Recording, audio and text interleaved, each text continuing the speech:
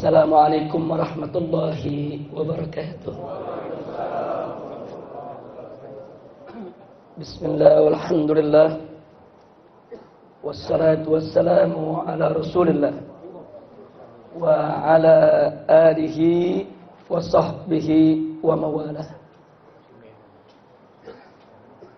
Ahiba'il kiram, usikum jami'a wa nafsi bittaqwallah wa bita'ati Rasulillah sallallahu alaihi wasallam. Fasallahu subhanahu wa ta'ala ayyahdiyana ila siratikal mustaqim wa yaj'alana minal muttaqin wa yudkhilana jannatahu jannatan na'im walhamdulillahi rabbil alamin. Taqabbalallahu minna wa minkum fataqabbal ya karim. Kepada para masyaikh, para asatidz, para tuan-tuan guru yang sama kita cintai dan sama kita muliakan, al-muhtaramun wal mukarramun, Ustadz Taufik Jubair wa Ustadz Zaid Bahmid wa Ustadz Abdullah Jaidi wa ammuna Brigadir Askar hafidhahumallahu ta'ala wa ra'ahum famatanallahu bituli hayatihim wa nafa'ana bi'ulumihim fid dini wad dunya wal akhirah walhamdulillahi rabbil alamin. Ahiba'il kiram, alhamdulillah pada kesempatan malam hari ini kita dipertemukan kembali oleh Allah Subhanahu wa taala dalam satu majelis yang penuh keberkahan. Dalam satu majelis yang luar biasa, penuh semangat ukhuwah, penuh semangat persatuan, penuh semangat keimanan, penuh semangat keislaman. Mudah-mudahan ini menjadi penyebab turunnya rahmat dan barakah. Amin ya rabbal alamin. Nah, pada kesempatan malam hari ini saya tidak ingin menyia-nyiakan waktu yang sangat berharga ini. Saya ingin mengingatkan diri saya khususnya dan segenap kaum muslimin rahimakumullah, baik yang hadir di tempat ini atau yang menyaksikan siaran rasil TV maupun radionya.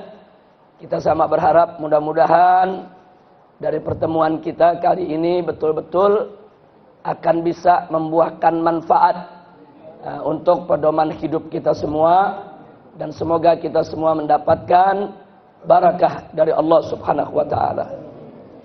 Nah, hiba'il kiram, langsung saja sebagaimana sama kita maklumi, dalam 2 minggu terakhir ini kita punya negeri dihebohkan, yaitu dengan penistaan yang terjadi terhadap surat Al-Maidah ayat 51.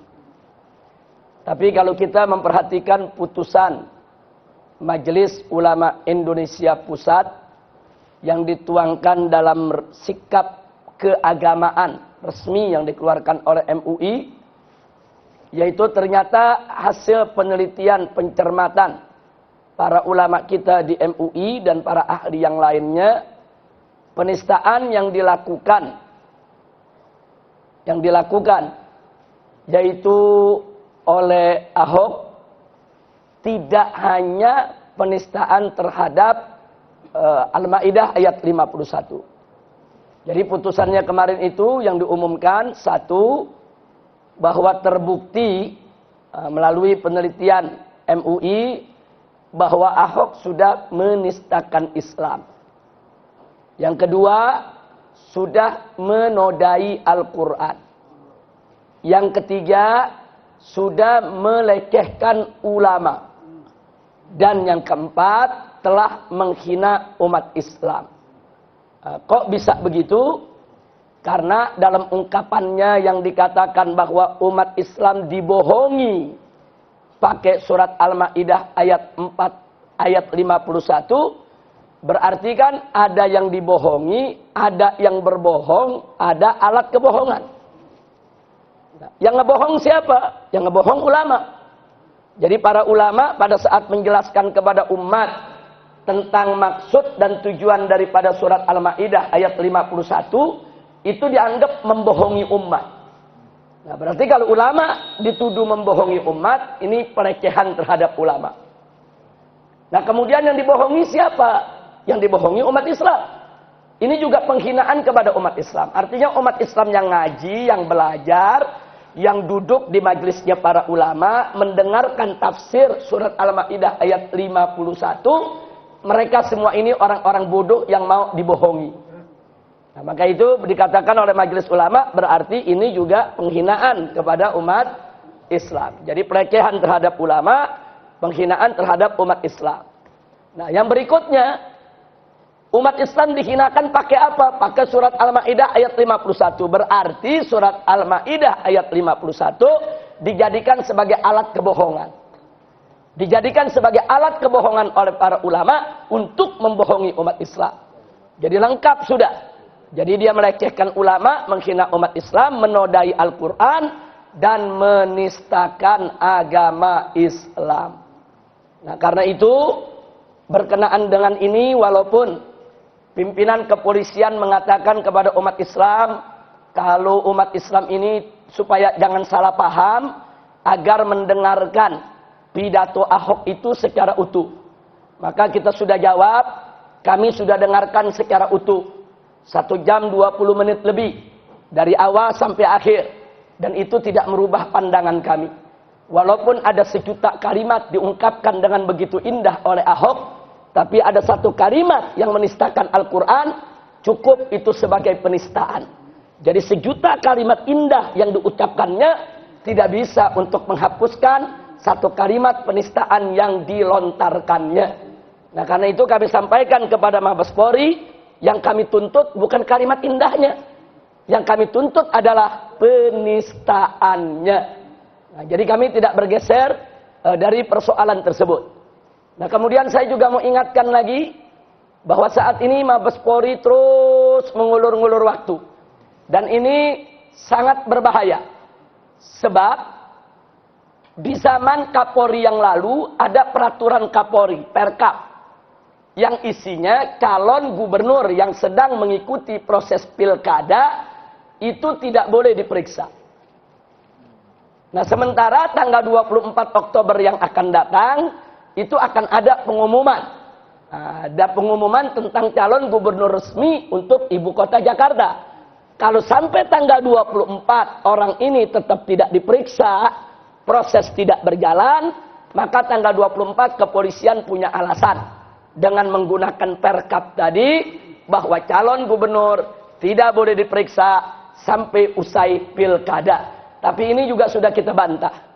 Ini sudah kita bantah, sudah kita sampaikan ke Mabes Polri bahwa Perkap yang dikeluarkan oleh Jenderal Badrudin Haiti, yaitu Kapolri yang lalu tersebut, itu sudah kadaluarsa dan tidak logis. Kenapa kita katakan tidak logis secara hukum? Karena bertentangan dengan KUHP. Sekali lagi bertentangan dengan KUHP. Nah, kenapa? Karena dalam KUHP diatur siapapun yang melakukan tindak pelanggaran pidana ya harus diproses. Jadi kalau dikatakan barang siapa, nggak peduli. Mau presiden, mau rakyat, mau gubernur, mau pengusaha, mau siapapun. Nah, jadi kata barang siapa dalam KUHP itu nggak bisa seenaknya dilanggar oleh Perkap. Yang kedua, Perkap itu ada di bawah KUHP. KUHP itu undang-undang. Perkap itu keputusan internal Kapolri. Nggak bisa keputusan internal Kapolri mengalahkan undang-undang. Nah, jadi kalau itu terjadi, itu berarti terjadi kerusakan sistem hukum yang ada di negeri kita. Nah, maka itu kita tolak. Jadi kalaupun kepolisian tetap ngotot menggunakan itu, kita sudah siapkan tim pengacara mengajukan judicial review. Yaitu terhadap peraturan Kapolri tadi. Nah, kemudian yang ketiga, kenapa tadi kita katakan tidak logis? Nggak logis calon gubernur itu nggak boleh diperiksa. Nah, kalau dia melakukan pelanggaran pidana memperkosa orang, masa nggak ditangkap? Kalau dia membunuh orang, masa nggak ditangkap? Kalau dia merampok harta orang, masa nggak ditangkap? Nah, kalau membunuh, memperkosa, merampok, harus diproses, menistakan agama sama. Tidak ada diskriminasi dalam sistem hukum Indonesia. Karena sama-sama pidana. Dan sama-sama berat. Karena penistaan agama itu, KUHP pasal 156A, itu ancamannya 5 tahun penjara. Nah, jadi kalau dikatakan 5 tahun penjara, Ini bukan persoalan enteng. Apalagi itu diunduh, diupload, yaitu ke YouTube. Itu bisa dikenakan undang-undang ITE. Ancamannya 12 tahun penjara. Nah, walaupun di dalam soal undang-undang ITE ini prosesnya akan panjang sekali. Tapi kalau untuk KUHP 156A sudah terang benderang, tidak bisa lagi untuk ditutupi. Jadi kami sudah sampaikan ke Mabes Polri, Polri jangan membodohi rakyat. Nah, Polri jangan coba-coba bermain siasat dengan hukum. Tegakkan saja hukum, karena Indonesia adalah negara hukum. Nah, ini yang sudah kita sampaikan. Sampai hari tadi, sore tadi, akhirnya ada ungkapan, yaitu yang disiarkan beberapa media, bahwa Kabar Eskrim mengatakan pemanggilan Ahok hanya tinggal tunggu izin presiden. Nah, artinya ini ada yang menarik. Ada positif, ada negatif. Negatifnya, menurut keterangan Mahkamah Konstitusi, pemanggilan Ahok tidak perlu izin presiden. Nah, tapi memang katanya ada aturan. Saya sendiri belum lihat. Kalau yang namanya seorang gubernur itu mau dipanggil oleh polisi harus izin presiden. Tapi ini dibantah oleh Mahkamah Konstitusi. Nah, tapi ada hal positif yang saya tangkap. Apa hal positif yang saya tangkapnya? Artinya Mabes Polri udah ngaku. Udah ngaku. Kalau di sana ada pesanan istana ya kawan. Jadi dia nggak bisa sembarangan periksa tanpa izin presiden. Jadi kalau selama ini saya katakan ini ada intervensi presiden. Ini ada campur tangan presiden. Ini presiden yang melindungi Ahok. Ini presiden yang membela Ahok. Kalau selama ini saya dikatakan terlalu suudzon, terlalu curiga, menuduh Bapak Presiden yang macam-macam. Sekarang Mabes Polri sudah mengakui bahwa pemanggilan Ahok harus tunggu izin presiden. Nah, oleh karena itulah ormas-ormas Islam sepakat, insya Allah hari Jumat pada tanggal 4 November yang akan datang, kami akan turun ke istana. Untuk apa? Kalau pertanyaannya untuk apa? Jawabnya singkat, untuk minta izin presiden. Untuk minta izin presiden, supaya presiden mengizinkan kepolisian memproses Ahok sebagaimana mestinya. Nah, karena itu saya minta kepada umat Islam dimanapun Anda berada, kita tetap harus merapatkan barisan, kita menyatukan segala potensi. Insya Allah, Allah akan memberikan kemenangan kepada kita semua. Jadi kita tidak boleh mundur selangkah pun juga, hukum harus ditegakkan. Jadi presiden tidak boleh mengorbankan kepentingan bangsa dan rakyat Indonesia yang begitu besar hanya untuk seorang penista agama. Ini nggak boleh terjadi. Ini nggak boleh terjadi. Kalau ini sampai terjadi, ambruk sistem hukum di negeri kita. Ambruk kepercayaan masyarakat kepada penegakan hukum. Dan itu yang paling berbahaya. Yang paling berbahaya di suatu negeri adalah manakala masyarakat udah nggak percaya sama penegakan hukum. Kalau itu terjadi, maka sendi-sendi kehidupan berbangsa dan bernegara sangat-sangat terancam, dan itu bisa merusak persatuan dan kesatuan negara kesatuan Republik Indonesia. Karena itu saya serukan kepada segenap umat Islam, dimanapun Anda berada, harus kita kawal terus fatwa MUI yang meminta kepada pemerintah untuk memproses Ahok, saudara, dan tidak boleh penista agama dibiarkan bebas dan lolos begitu saja. Mudah-mudahan Allah berikan kemenangan kepada kita.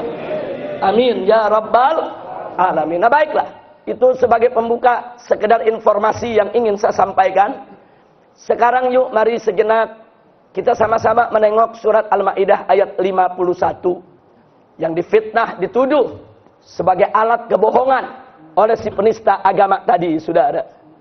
Wallahu subhanahu wa ta'ala qala, ya ayyuhalladzina amanu la tattakhidul yahuda wan nasara awliya ba'dhuhum awliya'u ba'dhin wa may yatawallahum minkum fa innahu minhum innallaha la yahdil qaumadh dhalimin. Shadaqallahul azim. Luar biasa ayat ini. Singkat, padat, ringkas, jelas. Tidak perlu repot-repot lagi menafsirkannya.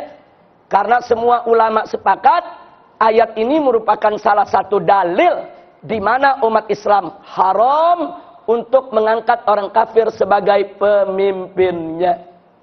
Nah sekarang mari kita lihat. Allah serukan hamba-hambanya yang beriman dengan seruan yang penuh kasih sayang. Bin nida'il habib. An-nida'il habib artinya seruan yang penuh kasih sayang. Jadi Allah serukan, ya ayyuhalladzina amanu. Duhai orang-orang yang beriman. Jadi Allah panggil orang yang beriman dengan panggilan yang penuh cinta dan kasih sayang.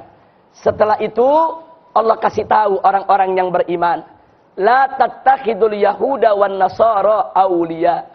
Jangan sekali-kali kamu mengambil orang-orang Yahudi dan orang-orang Nasrani sebagai aulia. Aulia itu bentuk plural, bentuk jamak dari kata wali. Kata wali ini memiliki arti yang cukup banyak. Secara bahasa, pengertian dasar daripada wali artinya adalah yang dekat. Jadi kalau disebut waliullah, artinya orang yang dekat dengan Allah. Karena dia taqarrub ilallah, dia ibadah, menjauhkan diri dari segala maksiat, melaksanakan segala kewajiban, sampai Allah mencintai dia. Saudara, nah ini disebut waliullah. Tapi jangan lupa, bahwa wali juga punya arti selain arti yang dekat. Satu, terkadang diartikan teman setia. Dua, terkadang diartikan sebagai pelindung. Tiga, terkadang diartikan sebagai penolong. Empat, terkadang diartikan sebagai pemimpin. Nah, bahkan kadang-kadang diartikan sebagai pengurus dan yang mengatur urusan. Nah, jadi sehingga pada akhirnya muncullah istilah-istilah yang menggunakan kata wali.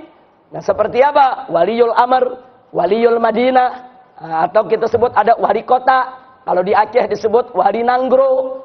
Nah, kemudian ada lagi disebut wali kelas, wali murid, sampai kepada wali nikah. Pengertiannya nggak keluar dari tadi. Ima pelindung, ima pemimpin, ima penolong, ima pengatur, ima pengurus, ima teman setia, ima orang yang dekat, saudara. Nah, karenanya kalau kita membeli mushaf Quran dengan terjemahan, nah, jadi jangan kaget. Kalau surat Al-Maidah ayat 51, mushaf cetakan yang ini mengartikan pelindung. Mushaf cetakan yang satu mengartikan teman setia. Mushaf cetakan yang satunya lagi mengartikan penolong. Mushaf yang satu lagi mengartikan pemimpin. Semua tafsir benar. Nah, karena memang aulia itu artinya bisa pelindung, bisa penolong, bisa pengatur, dan bisa pemimpin. Nah, yang jadi persoalan adalah silakan saja terjemahan tadi mengartikan penolong, pembela, pemimpin, dan seterusnya, selama tidak keluar dari makna-makna tadi. Tapi dengan syarat, jangan membatasi makna. Nah, artinya jangan membatasi makna, seperti yang terjadi saat ini. Saudara, ada yang mengatakan begini, ini mengatakan nggak sembarang orang. Ini dianggap kiai, dianggap ustadz, dianggap tokoh. Dia katakan surat Al-Maidah ayat 51 itu hanya melarang umat Islam mengangkat Yahudi Nasrani sebagai pelindung, bukan sebagai pemimpin. Jadi menurut mereka, sebagai pelindung nggak boleh, kalau sebagai pemimpin boleh. Ada lagi yang mengartikan, itu ayat bicara soal teman setia. Yang nggak boleh itu menjadikan Yahudi dan Nasrani sebagai teman setia. Itu yang nggak boleh. Tapi kalau sebagai pemimpin, boleh. Nah, di sini dia ingin membatasi makna. Makna dibatasi untuk beberapa arti yang dia suka. Setelah itu dia menggunakan mafhum mukhalafah. Mafhum mukhalafah itu adalah memahami yang tersirat kebalikan dari yang tersurat. Oh, yang tersirat pelindung, berarti yang nggak boleh pelindung. Selain pelindung boleh, berarti pemimpin nggak apa-apa.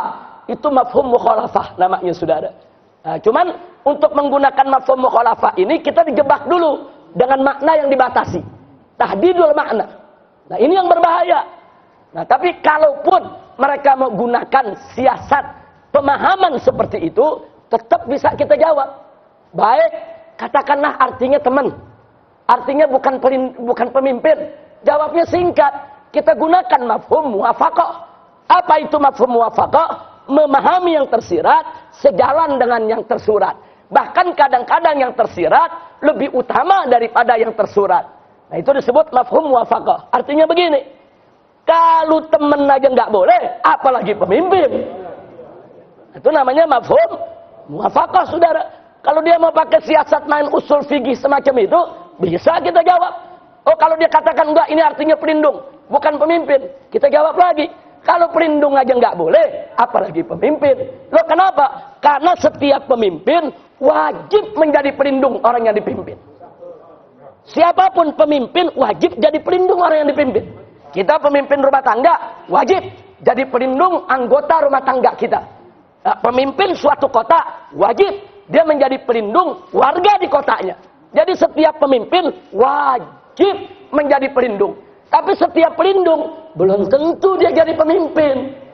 Nah ini yang nggak boleh kita lupa. Artinya apa? Kalau pelindung aja nggak boleh, apalagi pemimpin. Jadi mau diputar balik itu makna bagaimana? Nggak bisa. Jadi kalaupun mereka ingin membatasi makna kepada teman atau kepada pelindung, tetap dengan menggunakan mafhum muwafaqah bahwa ayat tadi berlaku untuk kepemimpinan.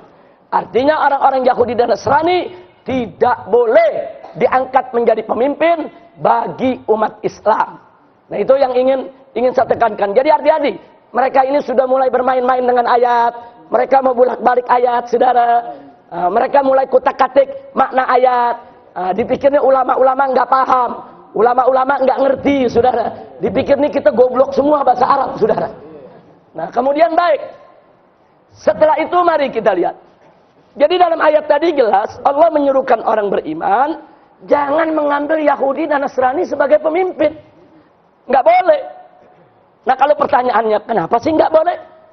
Nah, salah satu alasannya Allah sebut dalam ayat. Ba'duhum awliya'u ba'din. Hati-hati. Sebagian mereka itu adalah pemimpin untuk sebagian yang lain, pelindung untuk sebagian yang lain, penolong sebagian yang lain. Artinya, kalau kita mengangkat Yahudi dan Nasrani sebagai pemimpin kita, ke depan dia akan salah gunakan itu kekuasaan dan wewenangnya untuk demi kepentingan golongannya. Allah udah kasih peringatan tuh. Salah satu kenapa nggak boleh? Hati-hati, jangan buka jalan buat mereka. Nah, maka itu mari kita lihat di ayat yang lain. Allah Subhanahu wa taala menyatakan faqala ta'ala walan yaj'alallahu lil kafirina 'alal mu'minina sabila. Artinya Allah tidak menjadikan bagi orang-orang kafir satu jalan pun untuk menguasai dan mengerjai orang-orang beriman. Artinya Allah melarang. Kita ini nggak boleh memberikan jalan sekecil apapun kepada orang kafir untuk bisa ngerjai kita. Camkan baik-baik. Satu jalan aja nggak boleh kita kasih buat orang kafir. Satu jalan aja nggak boleh kita kasih. Nah kalau orang kafir diangkat jadi pemimpin, itu berarti semua jalan kita kasih dia. Kalau dia diangkat jadi pemimpin, berarti semua jalan kita kasih dia. Karena nanti dia yang atur. Keputusan bidang ekonomi, keputusan bidang politik, keputusan bidang keamanan, keputusan bidang sosial, keputusan bidang keagamaan. Berarti semua jalan kita kasih dia buat dia ngerjain kita. Padahal Allah sudah melarang, jangankan semua jalan. Satu jalan pun. Walan yaj'alallahu lil kafirina 'alal mu'minina sabilan. Satu jalan pun Allah tidak izinkan kita memberikan kepada orang kafir peluang untuk bisa menguasai dan mengerjai kita, saudara. Nah ini yang perlu kita catat baik-baik. Baik, selanjutnya masih dalam ayat yang sama. Allah menyatakan wa may yatawallahum minkum. Wa man yatawallahum minkum. Jadi barang siapa di antara kamu nih, minkum, dari kamu nih, siapa saja. Man itu lafzun am. Siapa saja. Artinya siapa saja. Mau kiai ke, mau santri ke, mau pejabat ke, mau rakyat ke, mau kaya ke, mau miskin ke, mau perempuan ke, mau laki ke. Man, siapa saja. Siapa saja dari kamu, hai orang beriman. Siapa saja. Yatawallahum. Mengangkat mereka menjadi pemimpin atau pelindung atau menolong atau menjadikannya sebagai teman setia, fa innahu minhum. Maka orang tersebut termasuk golongan mereka, ya ikhwan. Na'udzubillah min dzalik. Ini yang menyatakan siapa? Ini firman siapa? Allah. Jadi kalau ada orang muslim mengangkat Yahudi jadi pemimpin, berarti si muslim termasuk golongan Yahudi. Kalau ada si muslim mengangkat orang Nasrani jadi pemimpin, berarti si muslim termasuk golongan Nasrani. Nah, pertanyaan saya, kalau ada muslim, maaf, mengangkat babi sebagai pemimpin, berarti dia termasuk golongan babi. Kita bukan bicara tanpa dalil, saudara. Yang memilih orang Yahudi jadi pemimpin, dia golongan Yahudi. Yang milih Nasrani jadi pemimpin, dia golongan Nasrani. Yang milih babi jadi pemimpin, dia golongan babi. Jadi jangan salahkan saya kalau saya bicara kasar di mimbar-mimbar. Saya nggak peduli. Saudara siapapun, mau habib, mau kiai, mau ustadz. Kalau coba-coba mereka mendukung orang kafir sebagai pemimpin, saya akan tegaskan mereka termasuk golongan babi. Enggak, kita nggak peduli, ini urusan agama. Nggak boleh kita mengkira-mengkira soal agama, saudara. Soal agama kita harus bicara yang tegas, jangan abu-abu. Yang halal katakan halal, yang haram katakan haram, yang hak katakan hak, yang batil katakan batil. Qulil haqqa walau kana murra. Katakan yang hak walaupun pahit rasanya. Mau pahit, mau sakit, mau menderita, apapun, saudara, katakan saja yang hak. Nah, jadi Islam ini simple, Islam ini sederhana. Kenapa saya katakan Islam itu simple? Karena dalam Islam ini kita cukup jalankan saja apa yang diperintahkan Allah dan Rasulnya, tinggalkan apa yang dilarang Allah dan Rasulnya, semata-mata untuk mencari ridha Allah. Selesai. Itu Islam, saudara. Islam simple. Apa yang Allah suruh, ya kerjain. Apa yang Allah larang, ya tinggalin. Semata-mata mencari ridha Allah. Itu Islam, ya kawan. Jadi jangan dibulak-balik, jangan diputar balik, saudara. Hati-hati. Makanya di akhir ayat dinyatakan, innallaha la yahdil qaumadz zalimin. Sesungguhnya Allah tidak memberikan petunjuk, saudara, kepada siapa? Kepada orang-orang yang zalim. Artinya, kalau ada orang Islam tetap ngotot mengangkat orang kafir sebagai pemimpin, mereka termasuk minadz zalimin. Vonis ini bukan dari saya, bukan dari ulama. Vonis ini datang dari Allah. Nah, baik. Ada yang menarik, saudara. Tiba-tiba sekarang ini muncul propaganda SARA. Jadi pada saat ada ustadz bicara di masjid, menjelaskan kepada umat surat Al-Ma'idah ayat 51, langsung dituduh, itu politisasi masjid. Itu politisasi masjid. Inna lillahi wa inna ilaihi raji'un. Saya mau tanya semua yang hadir sini, surat Al-Ma'idah ayat 51 itu firman siapa?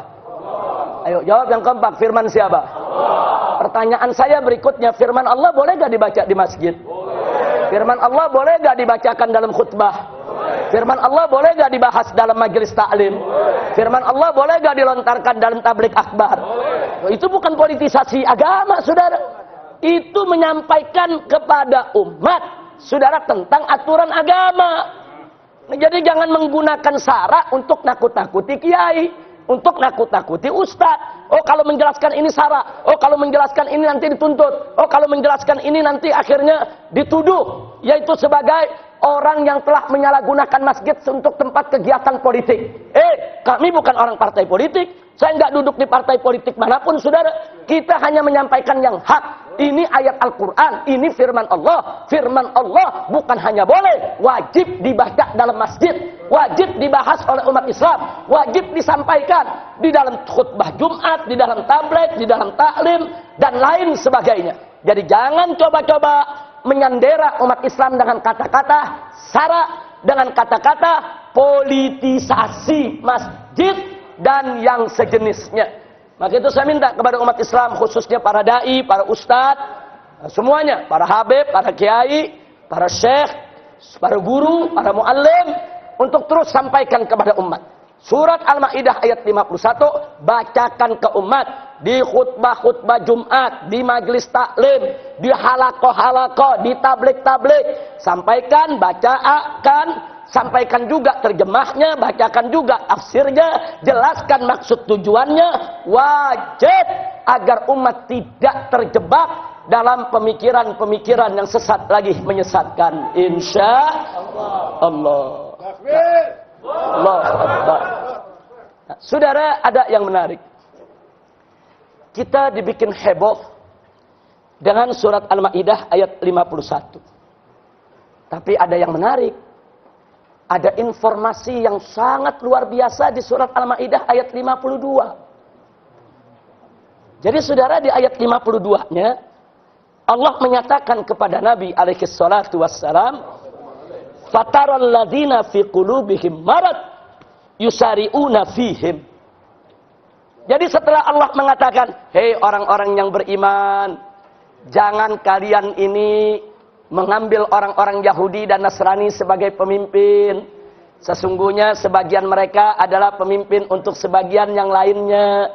Barang siapa di antara kalian menjadikan mereka sebagai pemimpin, maka dia termasuk golongan mereka. Sesungguhnya Allah tidak memberi petunjuk kepada orang-orang yang zalim. Setelah itu Allah katakan, fataral ladzina fi qulubihim marad. Engkau hai Nabi, begitu juga umat Islam, akan lihat dengan mata kepalamu sendiri nanti. Siapa yang kita lihat? Alladzina fi qulubihim marad. Orang-orang yang di dalam hatinya ada penyakit, ada marad. Maradun nifaq. Marad yaitu penyakit nifaq dalam hatinya.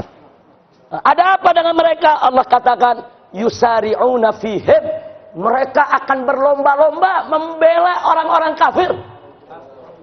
Mereka akan berlomba-lomba membela Yahudi, membela Nasrani, membela orang-orang kafir tadi sebagai pemimpin. Allah sudah nyatakan, saudara. Fakta terjadi di hadapan kita. Ini bukan hanya terjadi di zaman Nabi, saudara. Orang-orang munafik itu ingin mengangkat orang kafir sebagai pemimpin. Di zaman sekarang. Setelah itu apa kata Allah? Apa alasan mereka? Yaquluna nakhsha an tusibana dairah. Mereka beralasan, kalau kami enggak bela itu orang-orang Nasrani Yahudi sebagai pemimpin kami, nanti kami kena musibah. Pergi sekarang ini ada mengatakan, kalau kita enggak pilih dia, nanti program pembangunan macet. Kalau enggak pilih dia, nanti program pemerataan daripada kesejahteraan masyarakat macet. Nanti kalau kita nggak pilih dia, rakyat sengsara, rakyat ini kelaparan. Nanti kalau nggak pilih dia, ada negara asing yang marah, Amerika marah, Cina marah, Eropa marah. Nanti kita diembargo, nanti kita diboikot. Kalau kita nggak pilih dia, musibah buat kita. Saya tanya, ada yang ngomong seperti itu? Persis Allah ceritakan nih dalam surat Al-Maidah ayat 52. Kita lagi bicarakan ayat 51. Jangan lupa tengok terusannya, saudara. Allah udah kasih informasi. Nanti kalau ada orang-orang yang ngaku Islam, ngotot mengangkat orang kafir jadi pemimpin, Yahudi Nasrani jadi pemimpin, Allah nyatakan, fataral ladzina fi qulubihim marad yusari'una fihim. Engkau akan lihat dengan mata kepalamu bagaimana mereka berlomba-lomba membela pemimpin-pemimpin Yahudi dan Nasrani tersebut. Dengan alasan apa?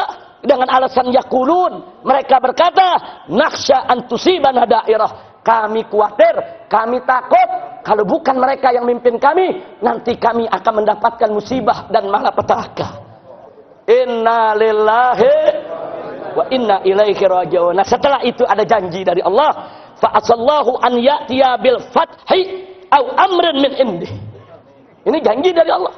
Jadi bisa jadi mereka boleh duga begitu, mereka boleh bicara begitu, mereka boleh beralasan begitu, tapi Allah menjanjikan fa'asallahu an ya'tiya bil fathi, yaitu Allah akan memberikan kemenangan kepada orang yang beriman yang tetap nggak mau dipimpin sama orang kafir.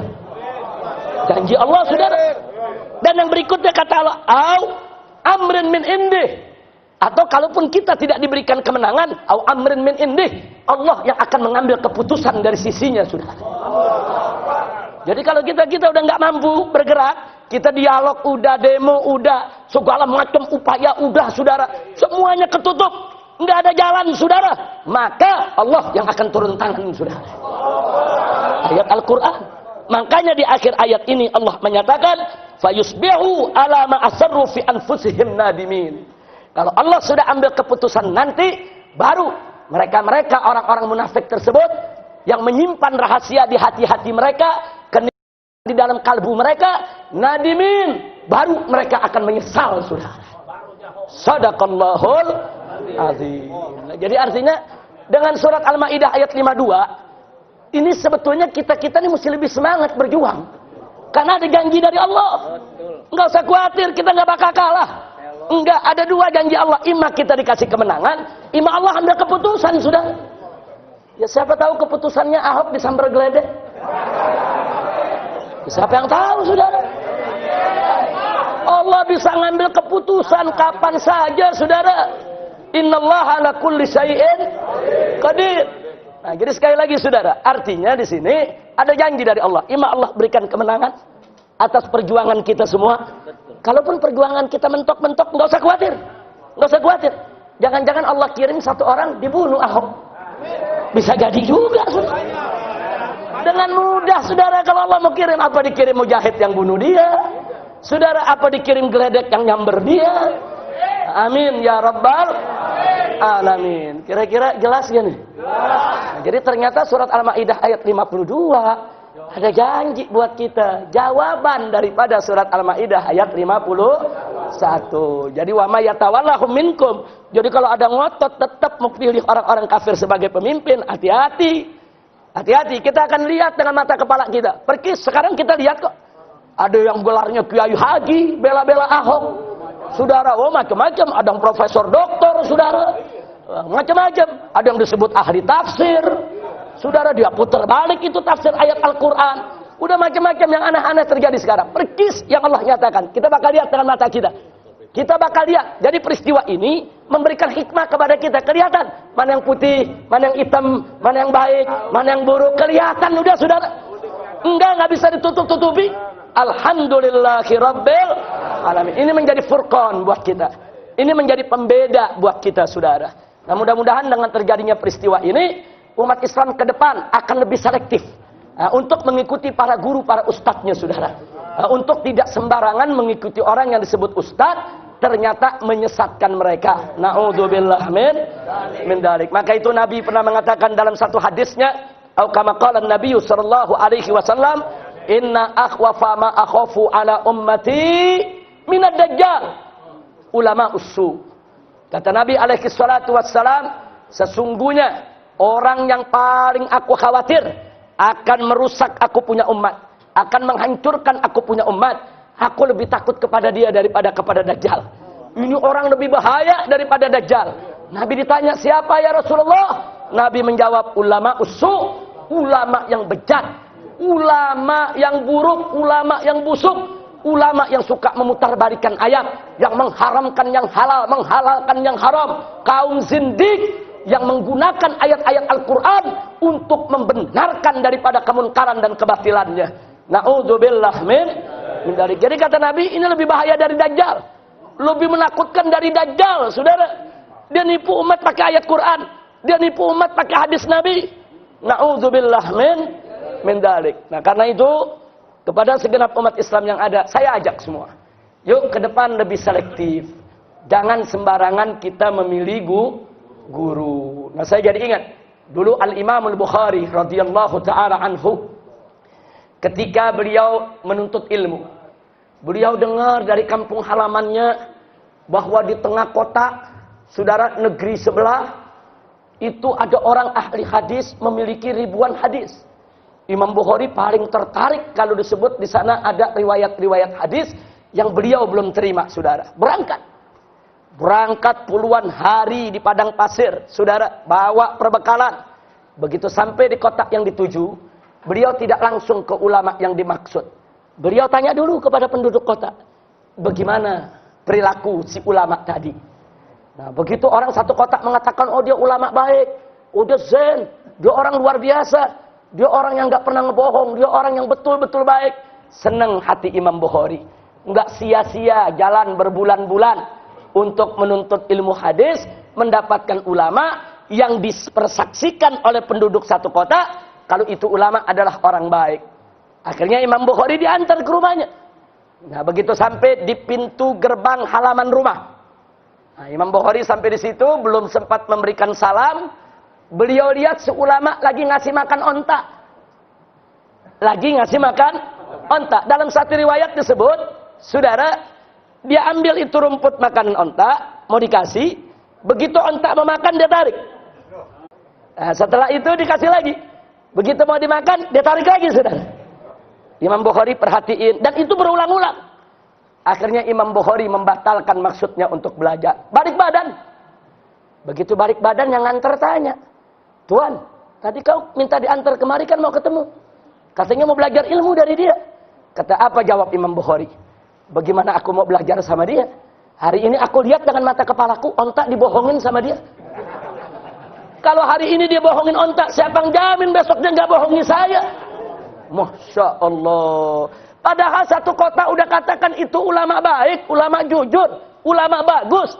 Tapi hanya gara-gara ngebohong sama ontak, nggak jadi Imam Bukhari belajar. Subhanallah. Artinya apa? Pantas Imam Bukhari mengumpulkan hadis-hadis yang luar biasa dalam kitabnya, saudara. Sampai dibantu, diberkahi oleh Allah Subhanahu wa Ta'ala. Karena memang beliau sangat hati-hati mengambil riwayat hadis. Diperiksa dulu orangnya, dilihat dulu orangnya. Saudara, enggak main-main. Pantas kitabnya sampai saat ini bertahan. Pantas kitabnya menjadi ashahul kutub min ba'dil Quran. Sebagus-bagusnya kitab setelah Al-Quran, saudara. Luar biasa. Karena memang beliau memasukkan hadis ke dalam kitabnya, enggak main-main. Yang pertama, diperiksa dulu perawinya. Bagus, diambil itu hadis. Setelah diambil, enggak main taruh. Dia sholat dulu 2 rakaat, saudara. Satu hadis 2 rakaat beliau sholat. Sholat istikharah minta petunjuk kepada Allah. Ini hadis bagus apa enggak? Ini perawinya ini bagus apa enggak? Nah, kalau sholat istikharah 2 rakaat hatinya tenang, baru dimasukin ke dalam kitabnya. Hatinya enggak tenang, dia enggak masukin dalam kitabnya. Subhanallah. Nah, karena itu saudara, di zaman sekarang ini penting sekali cara-cara yang dilakukan oleh ulama salaf kita. Seperti yang dilakukan oleh Imam Bukhari tadi. Cari guru hati-hati, lihat perilakunya. Saudara, nggak sampai di situ, istikharah. Minta petunjuk kepada Allah. Ini saya ikut pengajian ini udah bener apa belum nih? Nah, hati tenang terusin, hati nggak tenang tinggalin, saudara. Nah, ini yang penting sekali. Nah, karena itu di zaman sekarang memang penuh dengan fitnah. Maka itu sebelum saya akhiri, saya ingatkan satu hadis. Nabi pernah mengatakan, "Au kama qala Nabi sallallahu alaihi wasallam, sayati zamanun 'alan nas sanawatun khadda'ah." Jadi kata Nabi alaihi salatu wasallam, akan datang kepada umat manusia ini satu zaman yang penuh penipuan dan kebohongan. Sanawatul khadda'ah, tahun-tahun kedustaan, tahun-tahun penipuan, tahun-tahun kebohongan. Kenapa bisa begitu? Beliau mengatakan, yusaddaqu fihal kadzib. Pembohong di zaman itu dipercaya. Wa yukadzabu bihas shadiq. Sedangkan orang yang jujur enggak dipercaya. Enggak sampai di situ. Wa yu'tamanu fihal kha'in. Pengkhianat dikasih amanat. Pengkhianat dikasih amanat buat mimpin, kan amanat tuh, saudara. Sementara wa yukhawwanu fihal amin. Orang yang bagus bisa menjaga amanat, saudara, justru dikhianati, enggak dipercaya, enggak dikasih amanat. Kemudian beliau mengatakan wa yantiqu fiha ruwaibidah. Dan di zaman tersebut mulai berkicau para ruwaibidah. Sahabat bertanya, "Ma ruwaibidah ya Rasulullah?"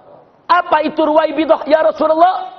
Nabi mengatakan, "Ar-rajulu tafih fi amril ammah." Di riwayat yang lain, as-safi yatakallamu fi amrin nas. Kata Nabi, ar-ruwaibidah itu adalah orang yang bodoh, enggak tahu urusan umat, sok bicara soal umat. Ini Nabi yang katakan nih, ruwaibidah, saudara, enggak ngerti agama, sok bicara agama. Enggak ngerti tafsir, sok bicara tafsir. Enggak ngerti urusan umat, sok bicara urusan umat. Jujur, sekarang banyak gak yang begitu? Luar biasa. Nabi udah kasih kabar, saudara, 15 abad yang lalu. Kalau Nabi memberikan kabar sedemikian rupa, itu untuk agar kita meningkatkan kewaspadaan, agar kita jangan terjebak. Dan tolong diingat, kalau Nabi sudah menyampaikan kabar begitu, ini bukan ramalan. Saya nggak setuju kalau ada mengatakan, ini ramalan Nabi. Nggak bisa, Nabi bukan tukang ramal. Oh, ada yang bilang, ini analisa Nabi. Enggak, Nabi bukan seorang analis. Loh, kok ditolak? Yang namanya ramalan bisa benar, bisa salah. Yang namanya analisa bisa benar, bisa salah, saudara. Para profesor di perguruan tinggi hampir tiap hari melakukan analisa. Analisanya bisa benar, bisa salah. Ramalan juga bisa benar, bisa salah. Sedangkan yang Nabi sampaikan kepada kita mustahil salah. Enggak bakal salah. Wa ma yantiqu 'anil hawa in huwa illa wahyu yuha. Jadi kalau Nabi udah kasih berita nih nanti bakal begini nih. Itu bukan ramalan, itu bukan analis. Bukan. Itu adalah khabarun nabawi.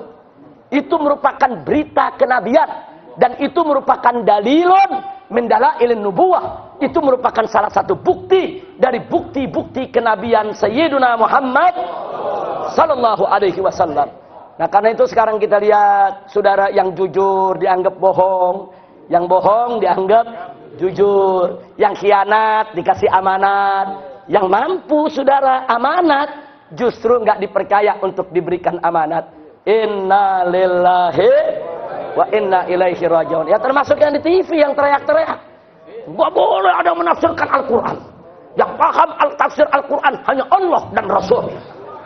Suruh dia ngomong mebeduk yang nggak bisa jawab.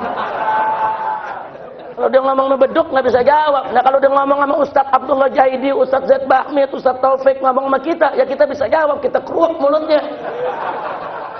Ngomong seenaknya. Kalau ulama nggak boleh menafsirkan Al-Quran, berarti semua kitab tafsir mesti dibakar dong. Saudara, al-ulama warasatul anbiya. Ulama itu pewaris Nabi. Nabi itu punya tugas menjelaskan isi kandungan Al-Quran. Allah berfirman dalam Al-Quran kepada Nabi kita Sayyiduna Muhammad sallallahu alaihi wasallam, litubayyina linnasi ma nuzzila ilaihim. Tugasmu hai Nabi, tugasmu hai Muhammad, litubayyina, untuk kau jelaskan linnas, kepada umat manusia, ma nuzzila ilaihim, apa yang diturunkan Allah kepada mereka. Artinya tugas pokok dan utama Nabi salah satunya adalah menjelaskan isi kandungan Al-Quran kepada umat manusia. Itu peran tugas Nabi. Nah sekarang Nabi sudah tidak ada. Siapa yang mengambil peran tersebut? Al-ulama. Karena al-ulama warasatul anbiya. Kewajiban ulama untuk menjelaskan isi kandungan Al-Quran, untuk menjelaskan isi kandungan hadis Nabi, untuk menjelaskan mana yang hak, mana yang batil, agar umat tidak tersesat. Nah jadi kalau ada yang ngomong begitu ngawur tuh saudara. Udah mau caci-maki ulama seenaknya, Masya Allah. Inna lillahi wa inna ilaihi rajiun. Nah itu yang ingin saya sampaikan pada malam hari ini. Jadi artinya, saudara, bahwa surat Al-Maidah ayat 51 tafsirnya terang benderang. Tidak ada perbedaan pendapat di antara ulama salaf maupun ulama khalaf. Semua sepakat bahwa surat Al-Maidah ayat 51 salah satu ayat, bukan satu-satunya ayat. Salah satu ayat yang mengharamkan umat Islam untuk mengangkat orang kafir sebagai pemimpin mereka. Nah ini yang kita ingin ingatkan. Terus ada yang bertanya, nah, lalu kalau umat Islam tinggal di negeri kafir, apa enggak boleh dia mengangkat atau menyetujui mendukung salah satu calon kafir sebagai pemimpin? Itu persoalan lain, saudara. Itu persoalan lain. Nah, kenapa saya katakan persoalan lain? Kita bukan bicara itu. Kita bicara di negeri Muslim yang mayoritas Muslim. Enggak boleh kita angkat orang kafir sebagai pemimpin. Tapi kalau ada Muslim yang tinggal di negeri kafir, kemudian ada calon presiden di negeri kafir tersebut, ada dua. Yang satu ngancem, kalau saya menang semua masjid saya tutup. Yang satu lagi janji, kalau saya menang di sini bebas untuk bangun masjid. Kira-kira umat Islam mesti pilih yang mana? Ini urusan darurat. Kita tinggal di negeri kafir. Ad-darurat tubihul madzurat. Dan berlaku juga al-amal bi akhafid dararin, saudara. Itu persoalan lain. Nah, sekarang kalau kita bicara di Indonesia, ini Indonesia mayoritas Muslim. Nah makanya pada 2 atau 3 bulan yang lalu saya kemari, Pak Fahmi Asgar. 2 bulan yang lalu. Nah kita ada bicara soal lebih baik pemimpin kafir. Nah itu kan ada yang mengatakan begitu, saudara. Ada yang mengatakan lebih baik pemimpin kafir asal jujur daripada pemimpin Muslim tapi korup. Luar biasa. Ini yang ngomong begini nggak tanggung-tanggung. Profesor Doktor Kiai Haji. Luar biasa, saudara, pimpinan ormas Islam. Kalau mau ngomong mikir dulu. Allah ciptakan otak nih di atas mulut. Maksudnya mikir dulu baru ngomong. Jangan ngomong dulu baru mikir. Ngomong baru mikir sama juga otak dengkul. Habis dia ngomong, dengkulnya mikir. Ittaqullah, takutlah kepada Allah. Saudara, kalimat tadi sangat berbahaya. Satu, saudara. Lebih baik pemimpin kafir asal jujur daripada pemimpin muslim tapi korup. Ini kalimat sangat berbahaya sebab mengandung unsur pendangkalan akidah. Loh kok bisa? Mari kita lihat. Kalau hari ini ada orang mengatakan lebih baik pemimpin kafir asal jujur daripada pemimpin muslim tapi korup, maka besok anak-anak gadis kita akan mengatakan kalau begitu lebih baik punya suami kafir asal setia daripada punya suami muslim tidak setia. Jujur, bahaya tidak? Bahaya, saudara. Nggak boleh, itu pola pikir nggak betul itu. Ada lagi lebih berbahaya. Kalau dikatakan lebih baik pemimpin kafir asal jujur daripada pemimpin muslim tapi korup, besok anak-anak muda kita yang abangan akan mengatakan kalau begitu lebih baik jadi orang kafir asal kaya raya daripada jadi muslim tapi miskin melarat. Nah saya tanya, bahaya tidak? Itu ungkapan nggak betul, saudara. Itu ungkapan mengandung unsur pendangkalan akidah. Maka itu harus ditolak. Nggak boleh kita berikan kesempatan sedikit pun untuk diterima di kalangan umat Islam. Jawaban yang kedua, saudara. Yang kedua sekarang. Kalau ada yang mengatakan lebih baik pemimpin kafir asal jujur, cerdas, rajin daripada pemimpin muslim tapi korup, bodoh, pemalas. Saudara, ini kalimat berbahaya. Kenapa berbahaya? Karena mengandung unsur pembodohan umat. Kalau tadi pendangkalan akidah, kalau sekarang pembodohan umat. Loh kenapa? Saudara, coba kita lihat, perhatikan baik-baik. Ini kalimat jahat ya saudara. Ini nggak mungkin keluar kecuali dari golongan orang yang di dalam dirinya ada hikit, bugut, hasad terhadap Islam. Dia benci, dia jahat, dia busuk terhadap Islam. Loh kenapa? Mari kita lihat, mari kita buktikan. Kok bisanya dia katakan lebih baik pemimpin kafir asal jujur, cerdas, rajin. Buat si kafir dikasih sifat yang bagus-bagus. Jujur, cerdas, rajin. Daripada pemimpin muslim tapi korup, bodoh, dan pemalas. Giliran buat orang Islam dikasih sifat yang jelek-jelek. Jelek-jelek sifatnya saudara. Korup, bodoh, pemalas, kurang ajar saudara. Kenapa saya katakan ini kalimat nggak mungkin keluar kecuali dari orang kafir atau munafik atau fasik atau sindik saudara. Nggak mungkin. Kalau dia orang beriman, kenapa kalimatnya tidak dibalik saudara? Lebih baik pemimpin muslim yang jujur, cerdas, rajin daripada pemimpin kafir walaupun dia jujur, cerdas, dan rajin saudara. Kenapa dia nggak balik itu kalimat? Ada apa itu kalimat nggak dibalik? Jawabnya karena dia benci sama Islam. Dia mau pojokkan Islam. Dia bugut, dia hijib, dia hasad. Masya Allah itu. Dan yang berikutnya saudara, itu kalimat ingin memberikan kesan seolah-olah pejabat muslim jelek semua, buruk semua, bejat semua, semuanya korup, bodoh, pemalas. Seolah-olah pejabat kafir bagus-bagus. Saudara, inna lillahi wa inna ilaihi raji'un. Nah saya mau tanya, jujur aja, pejabat muslim yang bagus banyak tidak? Yang rajin? Yang cerdas? Yang bertanggung jawab? Banyak saudara. Nah sekarang jujur, pejabat kafir saudara, yang busuk banyak tidak? Yang bejat banyak tidak? Yang bodoh banyak tidak? Yang pemalas banyak tidak? Nah kenapa yang digambarkan kok pejabat muslim jelek-jelek, kurang ajar saudara? Enggak, saya enggak terima. Saya bicara begini, bukan saya membela oknum pejabat muslim yang korup, enggak. Oknum pejabat muslim yang korup tangkap, jebloskan ke penjara saudara. Bikin malu umat Islam. Bukan kita enggak bela mereka, cuman kita enggak terima kalau izul Islam wal muslimin saudara direndahkan orang. Ini kehormatan umat Islam. Ini menyangkut kehormatan Islam. Nggak boleh seenaknya ada orang menjelek-jelekkan para pemimpin muslim. Semuanya dipukul rata, jelek, bejat, busuk. Terus kita diamkan. Haram. Nah, kira-kira jelas tidak? Yang ketiga. Saudara, lebih baik pemimpin kafir asal jujur, cerdas, dan rajin daripada pemimpin muslim yang korup, bodoh, dan pemalas. Saudara, orang ini sedang melakukan perbandingan antara pejabat muslim dengan pejabat kafir. Nah kalau kita bicara perbandingan, ada ilmunya. dan ada metodologinya. Ada yang disebut metodologi komparasi. Bahasa Arabnya disebut manhajul muqaranah.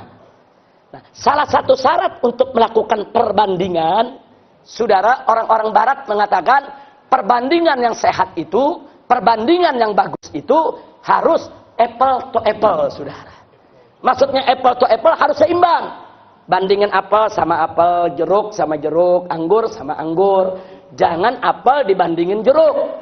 Nah, itu bukan maunya, nggak sepadan, saudara. Jadi kalau bikin perbandingan itu yang sepadan, yang seimbang. Nah, itu metodologi. Saya kasih contoh. Di Jakarta ada asinan. Di Bogor juga ada asinan. Nah, kita rasakan. Habis itu kita bandingkan. Kita ambil kesimpulan setelah saya rasakan, ternyata asinan Jakarta lebih segar daripada asinan Bogor. Itu perbandingan sehat. Kenapa sehat? Karena seimbang. Kenapa seimbang? Karena asinan lawan asinan. Oh, di Serang Banten ada duren. Di Medan Sumatera Utara juga ada duren. Sama-sama istimewa, manis. Kita rasakan. Setelah kita rasakan, kita bandingkan, kita ambil kesimpulan. Ternyata setelah saya cicipi, duren Serang lebih manis daripada duren Medan. Itu namanya perbandingan sehat. Kenapa sehat? Karena seimbang. Kenapa seimbang? Duren lawan duren. Kira-kira jelas tidak? Saya tambahin lagi contoh, saudara. Di Bandung ada dodol, di Garut ada dodol.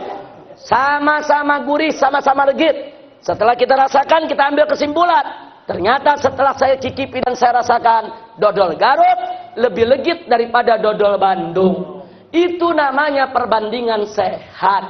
Kenapa sehat? Seimbang. Kenapa seimbang? Dodol lawan dodol. Kira-kira jelas gak nih? Jadi tadi asinan lawan asinan, duren lawan duren, dodol lawan dodol. Yang keempat, maaf, bukan saya mau ngomong kotor, maaf. Ada tai kucing. Kita mau bandingin sama tai ayam. Mana lebih bau? Kan mesti kita endus dulu. Nah, endus dulu, saudara. Habis kita endus, kita ambil kesimpulan. Ternyata setelah saya endus, tai kucing lebih bau daripada tai ayam. Betul begitu, saudara? Nah, itu perbandingan sehat. Kenapa sehat? Karena seimbang. Kenapa seimbang? Tai lawan. Kira-kira jelas gak? Boleh lanjut? Nah, sekarang yang kelima. Perhatikan baik-baik nih. Ini yang kelima nih. Ada profesor doktor. Dia mengatakan kepada publik, apa dia bilang? Setelah kami melakukan penelitian yang sangat cermat, melalui pengkajian-pengkajian ilmiah, dan melalui penelitian akademik yang dibantu oleh sejumlah profesor doktor dari berbagai universitas, dengan menggunakan laboratorium yang canggih, akhirnya kami sepakat mengambil kesimpulan, ternyata duren Serang lebih manis daripada tai kucing. Saya mau tanya, ngawur enggak? Ngawur enggak? Lah kan profesor doktor. Ini yang ngomong profesor doktor, saudara. Saya mau tanya, ini pinter apa goblok? Jujur, pinter apa goblok? Ya pasti goblok, nah masa duren dibandingin sama tai? Maaf, saudara, saya bicara seperti ini, saudara, untuk supaya masyarakat lebih jelas kalau bikin perbandingan. Nah sekarang mari kita lihat. Si profesor doktor tadi mengatakan, lebih baik pemimpin kafir asal jujur daripada pemimpin muslim tapi korup. Lah, kok yang jujur dibandingin yang korup?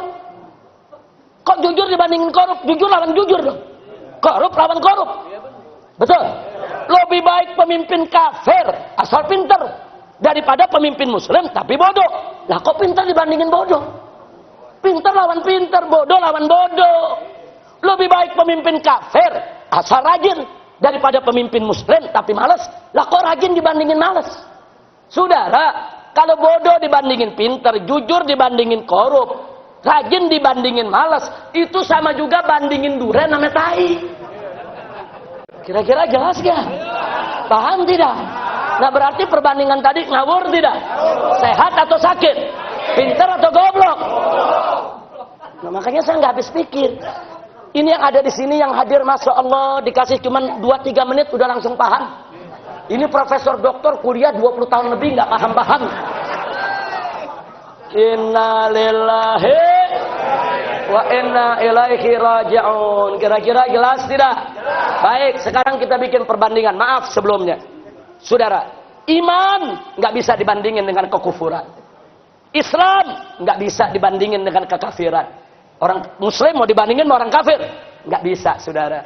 Sejelek-jeleknya orang Islam, saudara, imannya jauh lebih baik dibandingkan orang kafir yang tidak beriman kepada Allah Subhanahu wa ta'ala. Tapi baiklah, andai kata kita terpaksa harus membandingkan orang Islam dengan orang kafir. Nah, kalau kita membandingkan si Islam sama si kafir, maka variabel yang lain harus seimbang dong. Saya mau tanya yang hadir di sini, ada pemimpin kafir jujur, ada pemimpin Muslim jujur, mana yang bagus? Mana lebih bagus? Ada pemimpin kafir cerdas, ada pemimpin Muslim cerdas, mana yang lebih bagus?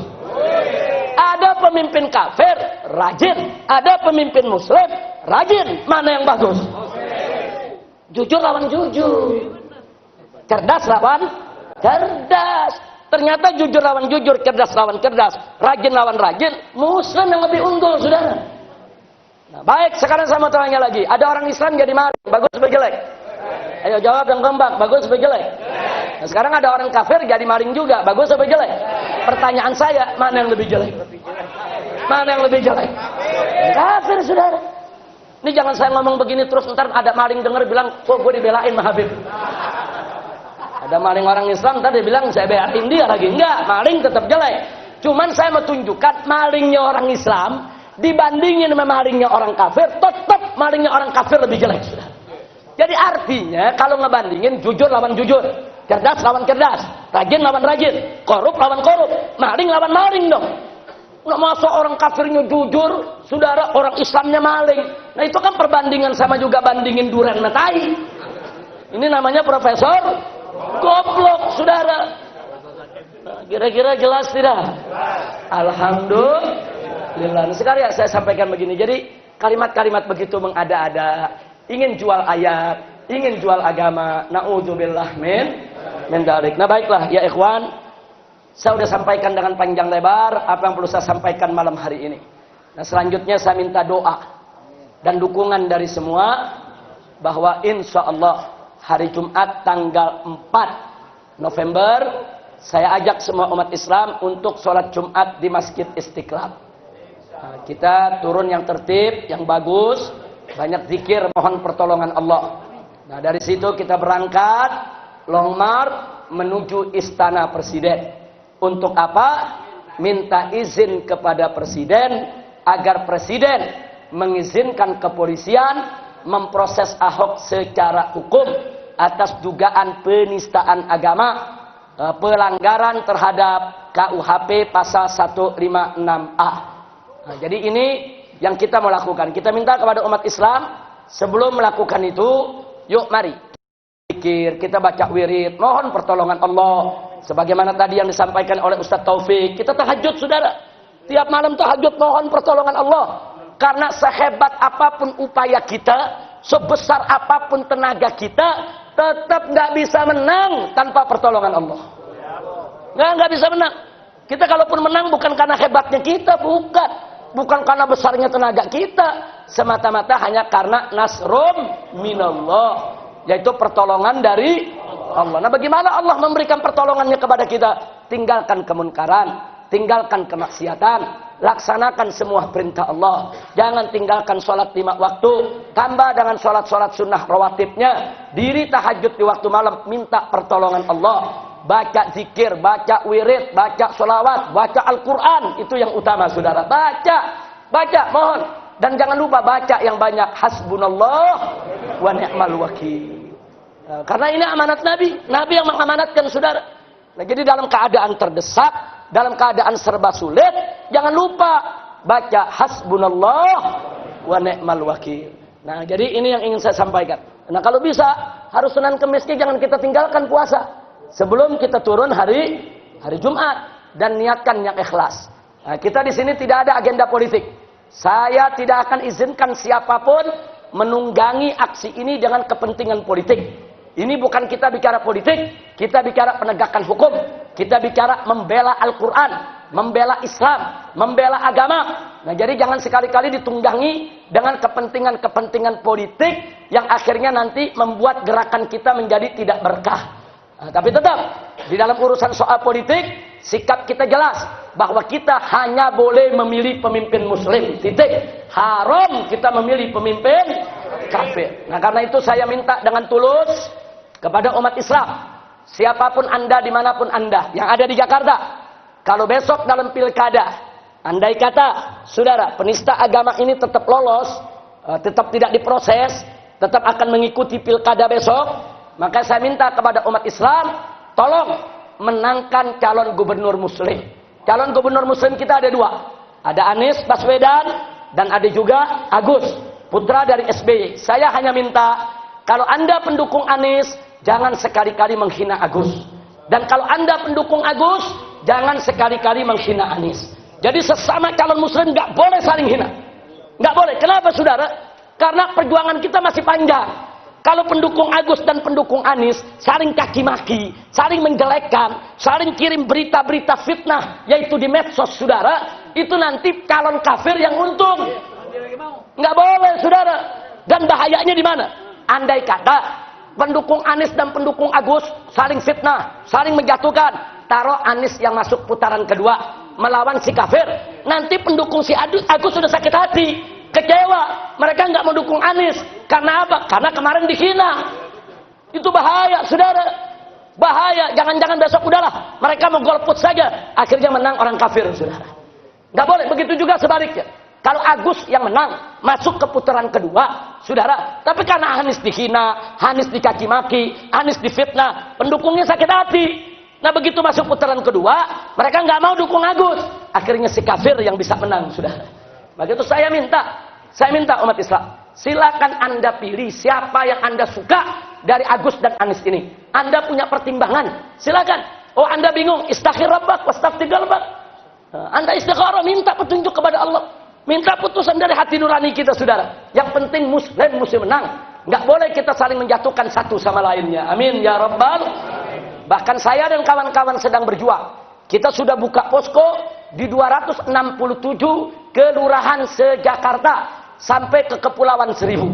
Kita punya tekad bagaimana di putaran pertama yang menang sama-sama muslim saudara. Ini perjuangan kita, jangan putus asa dulu. Jangan bilang itu nggak mungkin, itu sulit. Jangan. Ini perjuangan kita. Bagaimana Anies dan Agus masuk menjadi all muslim final saudara. Nah, biar muslim lawan muslim di putaran kedua saudara. Karena di Indonesia ini jumlah penduduk Jakarta saudara, supaya kita ketahui 89% adalah muslim saudara. Dan hampir 8,2 juta pemilih itu adalah suara umat Islam. Nah, karena itu saudara, suara ini harus kita ambil semua. Bagaimana untuk memenangkan orang Islam? Saya yakin kalau pendukung kedua calon ini tidak saling menjatuhkan, tidak saling menghina, insya Allah saudara, untuk putaran kedua bisa kita rebut dua-duanya muslim. Amin ya rabbal alamin. Maka itu saya nggak bakal biarkan. Pokoknya kalau ada siapapun, mau tokoh, mau kiai, mau ustadz, menghina salah satunya, akan saya tegur saudara. Ini bukan saatnya kita ribut. Ini bukan saatnya kita saling menjatuhkan. Bukan. Maaf nih kalau istilah anak muda, muslim sama muslim lagi berkelahi nih. Datang orang kafir, berhenti dulu, tonjok dulu si kafir. Si kafir udah bonyok, baru kita berantem lagi. Kira-kira jelas gak? Paham gak? Nah, jadi jangan udah muslim gak boleh ribut saudara. Ini apa namanya, perjuangan kita semua. Dan selain itu, saudara, kita minta, tolong, ini informasi.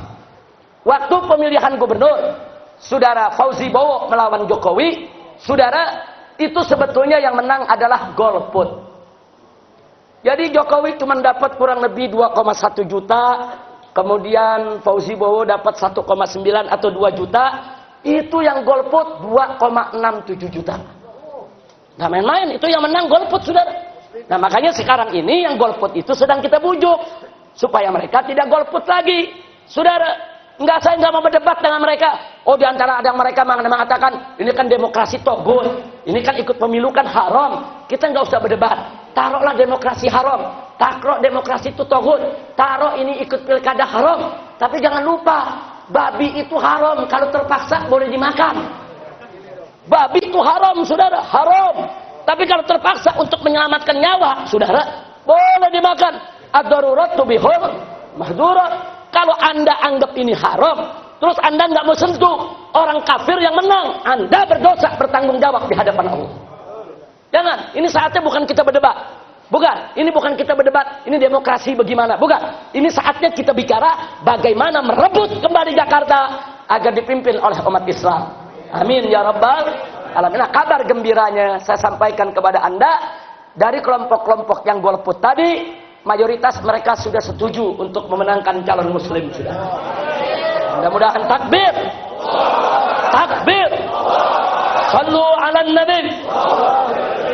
Itu saja yang bisa saya sampaikan pada hari ini. Jadi tolong, hari Jumat tanggal 4 November, saudara, besok stiker undangannya akan sudah mulai kita sebar. Dan ini akan kita undang juga tokoh ulama dari daerah, bukan hanya dari Jakarta, dari Jawa Barat, Jawa Tengah, Jawa Timur, semua akan kita minta hadir di Jakarta untuk menekan presiden agar presiden tidak intervensi Polri. Kita minta Polri segera tangkap Ahok, proses, limpahkan ke pengadilan. Ahok harus mendapatkan hukuman yang setimpal. Setuju? Takbir. Sallu ala nabi. Nah baik, saya minta maaf kalau nanti saya tidak bisa duduk lebih lama di sini, karena jam 11 saya harus naik tablik akbar di Taman Sari Mangga 2, Kota Glodok. Nah, malam ini. Ya, betul, di Kampung Cina. Nah, jadi malam ini di sana sudah ribuan umat nunggu ada tablik akbar, karena memang maaf, kami dari FPI itu sudah mewajibkan DPD FPI DKI dari mulai awal Oktober kemarin sampai menjelang pilkada wajib menggelar 44 kali tablik akbar di 44 kecamatan. Jadi Jakarta ada 44 kecamatan. Karena itu tiap 2 malam sekali kami tablik akbar. Jadi kalau kemarin kami tablik akbar daerah Klender, malam ini tablik akbar, sebelumnya tablik akbar di wilayah Cengkareng, malam ini di Taman Sari. Nah insya Allah besok malam, hari Senin, malam Selasa, itu di Masjid Al-Makmur, Tanah Abang. Nah jadi kita 2 malam sekali kita bikin tablik akbar sampai menjelang pilkada. Untuk apa? Untuk terus menyuarakan kepada umat, menangkan muslim, menangkan muslim, menangkan muslim. Ini umat harus terus dikerahkan. Nah karena itu saya minta dari ikhwan-ikhwan yang lain juga jangan sampai berhenti untuk memberikan pencerahan kepada umat. Bikin tablik, bikin pengajian, bikin, apalagi ini besok ada, sekarang ada peringatan Muharram, besok ada peringatan Maulid, bikin yang sebesarnya di mana-mana untuk menyampaikan pesan ini kepada umat Islam. Nah mudah-mudahan Allah menangkan kita semua. Nah, terima kasih, saya minta maaf kepada Ustadz Taufik, Ustadz Abdullah Jaidi, Ustadz Syed Bahmid, tawalna alaikum. Kalau saya malam hari ini terlalu panjang bicara, tapi mudah-mudahan ini manfaat untuk kita semua. Nah, terima kasih atas segala perhatian. Mohon maaf atas segala kekurangan, kekhilafan dan kesalahannya. Hadani Allah wa iyyakum ila siratihil mustaqim. Wassalamualaikum warahmatullahi wabarakatuh.